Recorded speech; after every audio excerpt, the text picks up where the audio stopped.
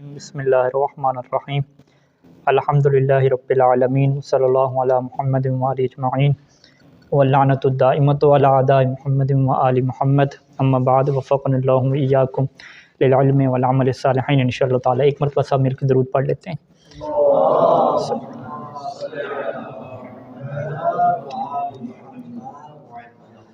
اچھا، گفتگو ہماری چل رہی تھی اجتہاد کے متعلق، اور اجتہاد کے ہم نے لغت میں معنی آپ کے سامنے رکھے، اور اہل سنت کے ہاں جو اجتہاد کا معنی ہے وہ آپ کے سامنے رکھا۔ تو لغت میں جو ڈکشنری میں اجتہاد کا معنی ہے وہ کہتے ہیں کہ عملی طور پہ کوشش کرنا، اللہ کی اطاعت میں کوشش کرنا، اور اس کا اہل بیت علیہ السلام نے ہمیشہ کیا ہے حکم دیا ہے، بلکہ ورع، تقوی اور اجتہاد کو ایک ساتھ کیا ہے استعمال فرمایا ہے۔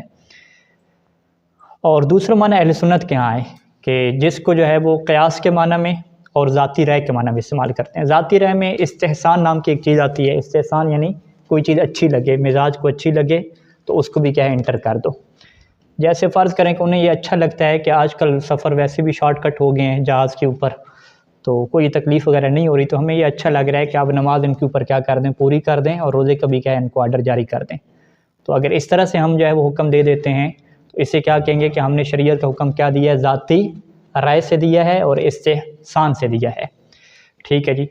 اچھا، ہمیں جو ہے وہ اچھا لگ رہا ہے کہ گواہوں کی جو ہے وہ نکاح میں ضرورت ہونی چاہیے، تو لہٰذا ہم یہ حکم فتویٰ دے دیں کہ جی گواہ کی ہے آج کے بعد کیا ہونے چاہیے۔ اچھا لگ رہا ہے کہ نماز میں ہاتھ باندھنا تھوڑا اچھا لگ رہا ہے، تو ہم آج کے بعد کہہ دیں کہ جی نماز جو ہے وہ ہاتھ باندھ کے پڑھیں، خشوع و خضوع کی کیفیت کیا زیادہ ہوتی ہے۔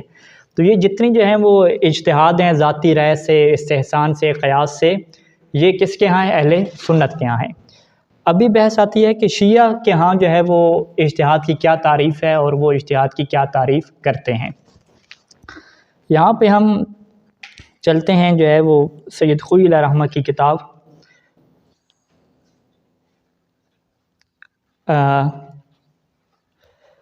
شرح العروۃ الوثقی، التنقیح فی شرح العروۃ الوثقی۔ عروۃ الوثقی آپ نے ڈاؤن لوڈ کی ہوگی، سید سستانی دامت اللہ علیہ کے اس کے اوپر حاشیے لگے ہوئے ہیں۔ تو عروۃ الوثقی ایک پرانی توضیح المسائل ہوا کرتی تھی کہ جس کو جو ہے وہ سید یزدی، کاظم یزدی علیہ رحمہ نے مرتب کیا تھا۔ اس کے اوپر جو ہے وہ درس خارج ہیں تمام فقہا کے۔ تو یہ درس خارج کس کے ہیں؟ سید خوئی علیہ رحمہ کے ہیں۔ سید خوئی یعنی سید سستانی کے بھی استاد ہیں۔ تو یہ ان کی کیا تقریرات ہیں، تقریرات لابحاث۔ ابحاث کیسے کہتے ہیں؟ بحث یعنی درس خارج، تقریر کیا مطلب جو لکھا گیا، ٹھیک ہے، یہ ان کی ہیں۔ تو ان کی جو ہے وہ اجتہاد و تقلید کے اوپر کیا ہے یہ تقریرات ہیں، اور یہاں پہ انہوں نے کیا ہے اجتہاد کی تعریف کے اوپر کیا بحث کی ہے، اور ہم دیکھتے ہیں کہ اجتہاد کی یہ کیا تعریف کرتے ہیں۔ یہ ہاں، وہ مستند جو ہے نا، سید مستند کہہ دیں، تنقیح کہہ دیں، موسوعہ کہہ دیں، یہ ایک ہی ہے سید خوئی کی۔ جو مستمسک ہے وہ سید محسن الحکیم کی ہے۔ اسی طریقے سے مختلف کیا علماء نے لکھی ہیں۔ اچھا جی، یہ جو ہے وہ اجتہاد کی تعریف ہے۔ فصحیح ہو، صحیح کیا ہے کہ ان یعرف الاجتہاد ہو، کہ اجتہاد کی تعریف کی جائے۔ کیسے تعریف کی جائے؟ بتحصیل الحجت علی الحکم الشرعی۔ ٹھیک ہے جی، اس کو ہم بالکل جو ہے وہ مزید کیا شارٹ کر دیتے ہیں۔ یہ آ جائیں یہاں پہ، یہ کیا ہوگی؟ یہ اجتہاد کی تعریف ہوگی۔ ٹھیک ہے جی، اجتہاد کی تعریف کریں جی، تحصیل الحجت علی الحکم الشرعی، حکم شرعی کے اوپر حجت کو تلاش کرنا۔ اس تحصیل کو کیا کہتے ہیں؟ اجتہاد کہتے ہیں۔ ٹھیک ہے جی، تو حکم شرعی کے اوپر حجت کو تلاش کرنا کیا حرام کام ہے؟ کوئی حرام کام تو نہیں ہے۔ حکم شرعی فرض کریں کہ ہمیں نکاح میں جو ہے وہ کیسے نکاح پڑھنا ہے، اس کا شریعت میں کیا حکم ہے، ہم تلاش کرتے ہیں، حدیث کی کتابیں کھول کے ہم تلاش کرنے لگ جاتے ہیں۔ تو یہ جو ہم جب کام کریں گے، یہ تلاش کرنے والا کام کریں گے، اسی تلاش کرنے کو کیا کہا جاتا ہے؟ اجتہاد کہا جاتا ہے۔ ٹھیک ہے جی، تو لہٰذا یہ کوئی قیاس نہیں ہے، ٹھیک ہے، یہ کوئی ذاتی رائے نہیں ہے، بلکہ ہم ذاتی رائے کے بجائے حجت کو کس کو کر رہے ہیں؟ تلاش کر رہے ہیں۔ تو جو بندے بھی کہتے ہیں یہ اجتہاد تو قیاس ہوتا ہے، ذاتی رائے ہوتا ہے، ہم کہیں گے وہ شافعی کے نزدیک ہوگا قیاس، جس کا پہلے ہم ایک ریفرنس کوٹ کر چکے ہیں۔ اہل سنت کیا ہوگا؟ تشیع کے بہت بڑے فقیہ سید خوئی علیہ رحمہ وہ اپنی کتاب میں کیا لکھتے ہیں کہ بھئی اجتہاد کی تعریف کیا ہے؟ تحصیل الحجت علی الحکم الشرعی، کہ حکم شرعی کے اوپر آپ حجت کو تلاش کریں گے تو اسے ہم کیا کہیں گے؟ اجتہاد کہیں گے۔ اچھا، یہ ہوگی سید خوئی علیہ رحمہ۔ اب چلتے ہیں سید سستانی کی طرف کہ وہ اجتہاد کی کیا تعریف کرتے ہیں۔ تو اس میں ہم نے آپ سے کہا تھا کہ سید سیستانی کی کتابیں ڈاؤن لوڈ کریں، تو مسائل المنتخبہ کیا ان کی کتاب تھی؟ المسائل المنتخبہ العبادات والمعاملات سید علی حسین یاسی سیستانی کے مطابق تھی۔ انہوں نے جو ہے وہ جب شروع کی تقلید کی بحث، اجتہاد و تقلید کی، شرعی احکام بیان کرنا شروع کیے، تو وہاں پہ انہوں نے جو ہے وہ اجتہاد کی کیا تعریف کی ہے؟ الاجتہاد ہوا استنباط، وہاں پہ لفظ تحصیل تھے حاصل کرنا، یہاں پہ کیا استنباط، نابتا سے ہے، نابتا کیا مطلب نکالنا، استنباط نکالنا، حکم شرعی کو نکالنا، یہ جو استنباط ہے نا نکالنا، اسی نکالنے کو کیا کہتے ہیں؟ اجتہاد کہتے ہیں، ٹھیک ہے۔ وہاں پہ سید خوئی اللہ رحمہ نے کیا کہا؟ حجت شرعی کو تلاش کرنا، اس تحصیل کو اجتہاد ہم کہتے ہیں۔ سید سیستانی نے الفاظ بدلے اور کہا کہ حکم شرعی کو جب آپ نکالیں گے تو حکم شرعی کے نکالنے کو ہم کیا کہیں گے؟ اجتہاد کہیں گے۔ کہاں سے نکالیں گے؟ اپنی عقل سے نکالیں گے؟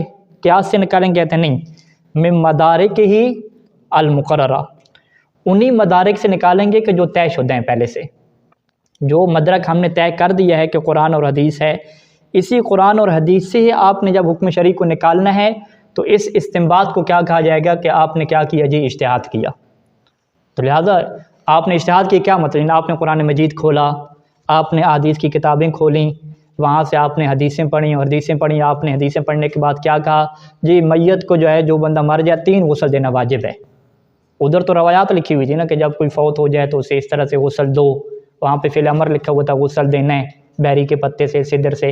آپ نے ساری روایات کو جمع کیا، آخر پہ ایک رزلٹ نکالا۔ رزلٹ کیا نکالا کہ پس میت کو 3 غسل دینا واجب ہیں اور حنوط کرنا کیا واجب ہے، اور اس کا یہ طریقہ ہے۔ یہ جو آپ نے سارا رزلٹ نکالا، اس کو کیا کہتے ہیں؟ استنباط کرنا کہتے ہیں۔ اور اسی استنباط کا دوسرا نام کیا ہے اہل تشیع میں؟ اجتہاد ہے، ٹھیک ہے جی۔ اچھا، اب اس سے ہمیں کیا سمجھ آتا ہے کہ اجتہاد سید خوئی اللہ رحمہ تحصیل کو کہتے ہیں، سید سیستانی کسے کہتے ہیں؟ استنباط کو کہتے ہیں۔ استنباط اور تحصیل دونوں انسان کے عمل کے نام ہیں، عمل۔ پس شیعہ فقہا اجتہاد کو عمل کے معنی میں لیتے ہیں کہ اجتہاد کیا ہے؟ ایک انسان کا عمل ہے، جبکہ اہل سنت والے اجتہاد کو قیاس اور ذاتی رائے کے معنی میں لے رہے تھے، تو وہ قیاس اور ذاتی رائے کو مدرک کی جگہ پہ رکھتے ہیں، ٹھیک ہے۔ وہ روایات آپ کے پاس سامنے پڑھ کے سنائی تھیں، سعد بن معاذ کی اور دیگر، کہ جب پوچھا کہ اچھا جی قرآن مجید سے آپ حکم شرعی اگر نکالتے ہیں، فیصلہ کرتے ہیں، اگر وہاں سے نہ ملے تو پھر اس نے کہا فبسنت رسول اللہ، پھر اللہ کی سنت میں دیکھوں گا۔ پھر جب سوال کیا کہ اگر اللہ کی سنت سے نہ ملے تو پھر کیا کرو گے؟ پھر کہاں سے نکالو گے؟ کہا کہ اجتہدو برأیی، میں اپنی رائے سے کیا نکالوں گا۔ یعنی ادھر قرآن آیا، ادھر سنت آئی، قرآن سنت سے نہ ملا تو رائے کو کیا ہے؟ مدرک کی جگہ پہ رکھا، اور رائے سے کیا ہے؟ حکم شرعی کو نکال دیا۔ اچھا، یا کیا کر دیا؟ اقیس ہو جی، میں کیا کر لوں گا؟ قیاس کر لوں گا، یعنی قرآن و سنت میں نہ ملا، اس کے مقابلے میں کیا رکھ لیا؟ قیاس کو رکھ لیا۔ تو لہٰذا آپ یہ جملہ سنیے گا کہ اہل سنت کے ہاں اجتہاد حکم شرعی کو استنباط کرنے کے مدارک میں سے ایک مدرک ہے، ٹھیک ہے، جبکہ شیعوں میں اجتہاد مدارک کا نام نہیں ہے۔ مدارک کیا مطلب؟ جو حکم شرعی کی دلیل بن سکتی ہے۔ اجتہاد کوئی دلیل شرعی نہیں ہے ہمارے ہاں کہ اجتہاد جی دلیل ہو، جی اس کے اوپر کیا دلیل ہے؟ قرآن سنت، قرآن روایت۔ کہتے نہیں قرآن روایت نہیں، میرا اجتہاد ہے۔ میرا اجتہاد کیا مطلب؟ یعنی میری ذاتی رائے، میرا قیاس۔ تشیع اس چیز کو قبول نہیں کرتے، جبکہ اہل سنت باقاعدہ اس کو کیا لیتے ہیں؟ مصدر کے طور پہ لیتے ہیں، کہ جب قرآن اور حدیث کے مقابلے میں وہ اسے رکھتے ہیں تو اسے کیا لیتے ہیں؟ باقاعدہ ایک مصدر کے طور پہ لیتے ہیں، ٹھیک ہے۔ ایک دفعہ پھر یہ جملہ سن لیجئے کہ اہل تشیع میں اجتہاد خود عمل کا نام ہے، کہ جب ہم عمل کرتے ہیں، یہ جو پروسیس اور ہمارا یہ جو عملیہ ہے، ہمارا جو ایکٹیو ہے، محنت کرنا ہے، ایکٹیویشن ہے، ہماری ایکٹیویٹیز ہے، اسی ایکٹیویٹیز کو ہم کیا کہتے ہیں؟ کہ اجتہاد کہتے ہیں۔ جبکہ اہل سنت اس عمل کو اجتہاد نہیں کہتے، وہ کہتے ہیں کہ جہاں سے آپ حکم شرعی نکالتے ہیں نا، اس چیز کو ہم کیا کہتے ہیں؟ اجتہاد کہتے ہیں۔ اہل سنت اجتہاد کو مصدر کہتے ہیں، مدرک کہتے ہیں حکم شرعی نکالنے کے لیے۔ ہم اجتہاد کو مصدر اور مدرک کے طور پہ کبھی بھی نہیں رکھتے۔ ہمارے ہاں جو ہے وہ حکم شرعی کے مدارک جو ہے وہ معین ہیں، اور وہ بنیادی طور پہ کیا ہیں؟ 2 ہی ہیں، یا قرآن ہے یا سنت معصوم ہے، اور اجماع بھی سنت کی طرف پلٹتا ہے، اور عقل بھی کیا سنت کی طرف پلٹتی ہے، کہ اس کی تفصیل ہم کیا ہے ڈیٹیل سے کیا آپ کے سامنے رکھنے جا رہے ہیں۔ تو لہٰذا اس نقطے کو آپ سمجھ لیں کہ تشیع کے ہاں اجتہاد کوئی حکم شرعی کی دلیل نام کی کوئی چیز نہیں ہے، حکم شرعی کے لیے کوئی مصدر نام کی چیز اجتہاد نہیں ہے۔ اب ہم آپ کو لے چلتے ہیں سید خوئی اللہ رحمہ کی طرف، کیا نام ہے، شیخ طوسی اللہ رحمہ کی طرف، کہ انہوں نے باقاعدہ اسی چیز کی تصریح کی کہ جو اجتہاد ہے وہ دلیل ہمارے ہاں ہوتی نہیں ہے۔ ہاں یہ کتاب ہے کہ العدہ فی اصول الفقہ، شیخ طوسی علیہ رحمہ کی کتاب ہے۔ اس میں اجتہاد کو اگر ہم سرچ کرتے ہیں تو یہ شروع میں لکھ دیا انہوں نے۔ ہاں یہ میں ہائی لائٹ کر دوں، ٹھیک ہے جی۔ اما القیاس والاجتہاد فعندنا انہما لیس بدلیلین، جہاں تک قیاس اور اجتہاد کا تعلق ہے تو عندنا کی تعبیر کیا مطلب؟ ہم شیعوں کے نزدیک، ہم امامیہ کے نزدیک انہما لیس بدلیلین، یہ دونوں دلیلیں ہیں ہی نہیں، نہ قیاس دلیل ہے نہ اجتہاد دلیل ہے۔ پھر اجتہاد ہے کیا چیز؟ بھی اجتہاد عمل کرنا ہے، استنباط کرنا ہے۔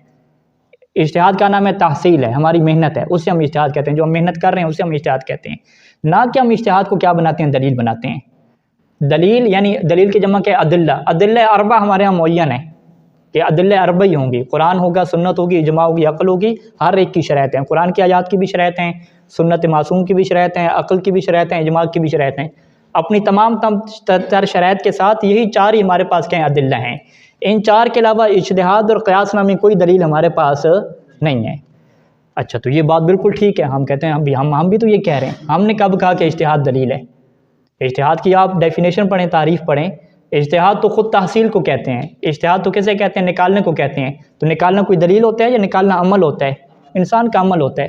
ہم کبھی بھی اجتہاد کو دلیل کا نام نہیں دیتے، ہم کبھی بھی اجتہاد کو مصدر اور مدرک کا نام نہیں دیتے۔ شیخ طوسی سے لے کر سید خوئی، سید سیستانی تک سبھی لوگ جو ہے وہ یہی کہہ رہے ہیں۔ اچھا، اب اس میں بڑے مزے کی بات ہے کہ یہ جو چیز ہے یہ ہمارے حق میں ہے، نہ کہ ہمارے خلاف ہے۔ وہ کہتے ہیں جی دیکھو جی، جتنے آپ لوگ اصولی ہیں سوشل میڈیا پہ بیٹھ کے بہت سارے لوگ، ہم آپ کو دکھاتے ہیں کہ آپ کے اصولی علماء، شیخ طوسی علیہ رحمہ مراد لیتے ہیں، اصولی علماء نے رد کیا ہے کہ اجتہاد کوئی دلیل ہی نہیں ہے، اور وہ یہ عبارت کیا العدہ سے پڑھ کے دکھاتے ہیں، دیکھو جی نہ قیاس دلیل ہے نہ اجتہاد دلیل ہے۔ ہم کہتے ہیں بھی ہم کب سے دلیل کہہ رہے ہیں؟ ہم سے بحث کیوں کر رہے ہو؟ ہم کب سے دلیل کہہ رہے ہیں؟ کیا ہم دلیل سے کہہ رہے ہیں؟ اگر ہم دلیل کہیں تو پھر آپ ہمارے اوپر اعتراض کریں نا، تو ہم نے دلیل ہی کیسے نہیں کہا؟ ٹھیک ہے، یہاں تک بات واضح ہے، تو ایک مرتبہ درود پڑھ لیں سارے مل کے۔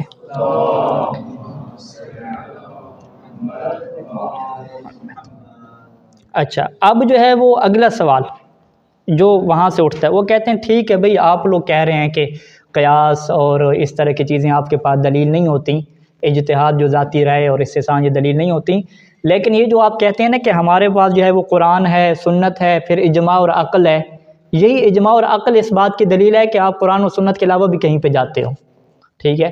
اور وہ لوگ کیا کرتے ہیں جی، قرآن سنت اجماع کی جگہ پہ کیا رکھتے ہیں؟ قیاس رکھ دیتے ہیں، اور آپ لوگ کیا کرتے ہو؟ قرآن سنت اجماع کی بجائے کیا رکھ دیتے ہو؟ عقل رکھ دیتے ہو۔ تو لہٰذا جو ہے وہ ان کے ہاں بھی مدارک اسی طرح کے 4-5 ہیں، اور آپ کے ہاں بھی کیا 4 پڑے ہوئے ہیں۔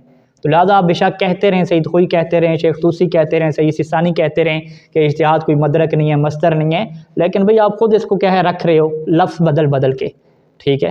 تو لہٰذا ہمیں انہیں کیا بتانا پڑے گا کہ آؤ ہم آپ کو اپنی کتابوں سے دکھاتے ہیں کہ ہمارے یہاں اجماع سے کیا مراد ہے اور عقل سے کیا مراد ہے۔ گزشتہ ابتدائی قدوم میں ہم نے بیان کیا تھا کہ اجماع سے کیا مراد ہے، لیکن آج جو ہے وہ باقاعدہ ہم جو ہے وہ کتابیں کھول کے کیا دیکھیں گے کہ اجماع سے کیا مراد ہے۔ حوزی کی جو ہے وہ پہلی کتاب اصول فقہ، شیخ مظفر علیہ رحمہ کی، ٹھیک ہے۔ ابھی تو اس سے پہلے بھی آ گئی ہے نا کتاب، اس سے پہلے کیا آ گئی ہے؟ موجز آ گئی ہے نا، ٹھیک ہے۔ تو اصول فقہ کیا ہے؟ یہ سب سے پہلے پڑھائی جاتی ہے، اور اس کے اندر باقاعدہ جو ہے وہ بحث ہے کس کے متعلق جی؟ اجماع کے متعلق پوری کی پوری بحث ہے اس کے اندر کہ اجماع سے کیا مراد ہے اور اس کا کیا ہے، کیا مطلب ہوتا ہے، یہ یہاں پہ ٹھیک ہے جی۔ مباحث حجت میں، مباحث حجت کیا ہے؟ دوسری جلد میں آتی ہیں اصول فقہ کی۔ یہاں پہ عنوان ہے الاجماع عند الامامیہ، امامیہ کے نزدیک یہ اجماع کی کیا حیثیت ہے؟ اصولیوں کی کتاب ہے، حوزے کی بنیادی کتاب جو سب سے پہلے پڑھائی جاتی ہے، شیخ مظفر علیہ رحمہ کی اصول مظفر۔ عبارت پڑھیے گا کہ ان الاجماع بما ہوا اجماع، اجماع کو اگر بطور اجماع کے آپ دیکھتے ہیں تو لا قیمت علمیۃ لہ عند الامامیہ، امامیہ کے ہاں اس کی کوئی علمی قیمت ہی نہیں ہے، ٹھیک ہے، اس کی کوئی علمی حیثیت نہیں ہے، کوئی قیمت نہیں ہے۔ کب تک اس کی علمی حیثیت نہیں ہے؟ ما لم یکشف عن قول المعصوم، جب تک یہ والا اجماع معصوم کے قول اور معصوم کے فرمان سے پردہ نہ اٹھائے، کما تقدمہ وجہ، جیسا کہ یہ بات پہلے گزر چکی ہے۔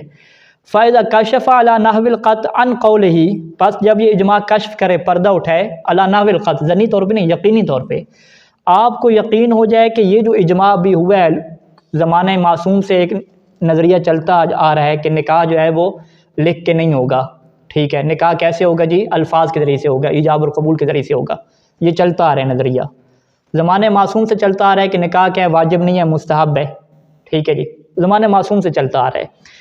آپ کو اگر یقینی طور پہ کشف ہو جائے کہ اجماع کشف کرے کس سے؟ عن قولی، معصوم کے قول سے کشف کرے، تو حجت و فی الحقیقت هو المنکشف، تو حقیقت میں حجت کیا چیز ہوئی کہ جو منکشف ہوئی ہے۔ منکشف کیا مطلب؟ قول معصوم۔ حجت قول معصوم کی ہوئی، لل کاشف، نہ کہ کاشف کی حجت ہوئی۔ کاشف کون بنا؟ اجماع بنا، اجماع کی حجت نہیں ہوئی بلکہ کس کی حجت ہوئی؟ منکشف کی حجت ہوئی۔ فَيَدْخُلُ حِينَئِذٍ فِي السُّنَّةِ، پس یہ کس میں داخل ہو گیا؟ سنت میں داخل ہو گیا۔ وَلَا يَكُونُ دَلِيلًا مُسْتَقِلًا فِي مقابلہ، سنت کے مقابلے میں کوئی یہ مستقل دلیل ہی نہیں ہے۔ لہذا تشیع کے مطابق جو اجماع ہے وہ کس کا حصہ ہے؟ سنت کا حصہ ہے، کیونکہ اس نے سنت تک پہنچانا ہوتا ہے، اس نے قول معصوم تک پہنچانا ہوتا ہے، نہ کہ یہ سنت کے مقابلے میں کیا کوئی چیز ہے اور اس سے ہم کیا مانتے ہیں، ٹھیک ہے جی۔ اچھا اب چلتے ہیں آج کے بھی، تو چلیں شیخ مظفر علیہ رحمہ ہو گئے، سید سستانی علیہ رحمہ کیا فرماتے ہیں، علیہ رحمہ کہہ رہا ہوں، دامت ظل العالی، یہ ان کی ویب سائٹ ہے، ٹھیک ہے، سید سستانی کی، یہاں پہ آپ کے جا کے استفتاحات میں کیا لفظ اجماع کو کیا کریں گے؟ سرچ کریں گے، الاجماع، اور یہاں پہ جو ہے وہ آئے گا سوال یہاں پہ آخر پہ، یہ اگر لینڈ سپیس ہو سکے، یہ والا، حل للاجماع حجیت، کیا اجماع کی حجیت ہے آپ کے ہاں؟ وحل یکون من الکتاب والسنت، کیا اجماع کتاب میں سے ہے یا سنت میں سے ہے؟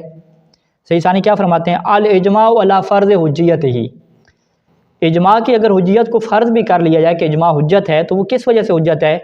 انما ہوا، وہ اس وجہ سے حجت ہے، لکشفہ عن قول المعصوم، کیونکہ یہ پردہ اٹھاتا ہے کس سے؟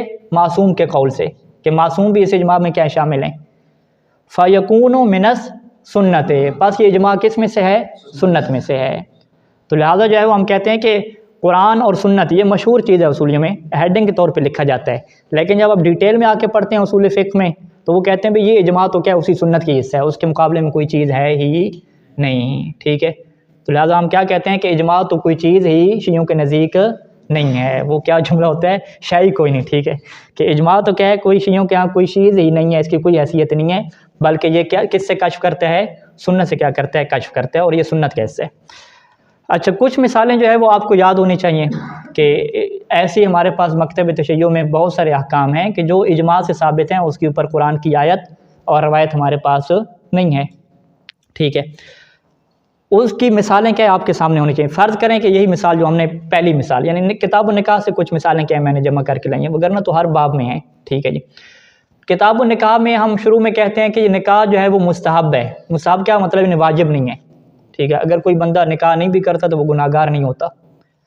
جبکہ حدیث کیا ہے نکاح کے متعلق کہ فلیس منی، کہ فمن راغب عن سنتی فلیس منی، کہ جو نکاح نہ کرے وہ مجھ سے ہے ہی نہیں، اس کو کیا ہے؟ پیغمبر اسلام نے اپنا رشتہ ہی توڑ دیا، تو جس بات سے پیغمبر اسلام اپنا رشتہ توڑ دیں وہ واجب ہونی چاہیے نا، ٹھیک ہے۔ آپ اپنا بھی کہتے ہیں، ادارے والے کہیں کہ بھئی یہ اس بندے کا کوئی ہم سے تعلق نہیں ہے، اسے لے جاؤ، ٹھیک ہے جی، آپ کہتے ہیں تعلق نہیں ہے، کیا مطلب؟ اس نے بہت بڑا جرم کیا ہے، کہ اس جرم کی وجہ سے کیا اگلے نے تعلق ہی توڑ دیا۔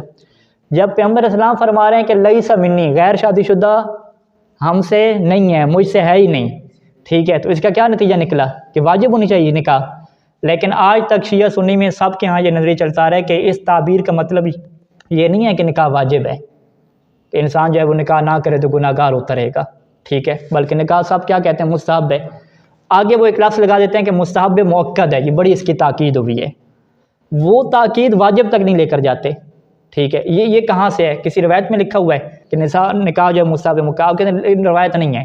لا خلاف بین المسلمین، مسلمانوں کے اوپر اس کے اوپر کوئی اختلاف نہیں ہے، اجماع چلتا آ رہا ہے جی، نکاح کیا ہے جی؟ مستحب ہے، نکاح جو ہے وہ واجب نہیں ہے، چاہے پہلا نکاح ہو یا دوسرا ہو، تیسرا ہو یا چوتھا ہو، یہ کیا ہے جی؟ مستحب ہے۔ تو پہلی مثال اجماع کی کیا ہوگی؟ کہ نکاح کا مستحب ہونا، ٹھیک ہے۔ اچھا اسی سے ایک اور ملتی جلتی مثال لے رہے ہیں کہ چھٹے امام کی جو حدیث ہے کہ من لم یصلی صلاۃ اللیل فلیس منا، کہ جو نماز شب نہ پڑھے وہ ہم میں سے نہیں ہے. اب جب ہم میں سے نہیں ہے تو آج تک کسی نے کہا ہے کہ نماز شب پڑھنا واجب ہو گیا؟ کوئی بھی نہیں کہہ رہا. تو یہ اس کے اوپر کیا ہو گیا؟ اجماع ہو گیا. اجماع کس بات کے اوپر ہوا کہ جو لیسا منا کی تعبیر ہے یہ کس کو بتاتی ہے؟ مستحب کو بتاتی ہے. اب لیسا منا کی تعبیر، لیسا منی کی تعبیر یہاں پہ مستحب کو بیان کر رہی ہے، تو اس کے اوپر کیا اجماع ہی ہے. کوئی روایت وغیرہ تو نہیں ہے کہ جس میں لکھا ہو جی لیسا منی کی تعبیر سے مراد کیا ہے جی واجب ہے، مستحب ہے، واجب نہیں ہے، اس سے مراد مستحب مؤکد ہے. یہ اجماع چلتا رہے. لہذا نماز شب کا مستحب ہونا یہ اجماع سے ثابت ہوگا. روایت کے اوپر رہیں گے تو واجب. ٹھیک ہے جی، لیسا منا کی تعبیر سے. نکاح کیا ہے؟ مستحب ہوگا اجماع سے ثابت. اچھا، نکاح میں کیا ہے؟ وہ ایجاب اور قبول ہوتا ہے لفظوں کے ذریعے سے. ٹھیک ہے، لفظ ہونے چاہیے. ایگریمنٹ، پیپر ایگریمنٹ کر کے نکاح آپ کا نہیں ہو سکتا. ٹھیک ہے، یہ ان کے ہاں ہو جاتا ہے، یہودی کرسچن کے ہاں، بلکہ وہ بھی الفاظ دہراتے ہیں.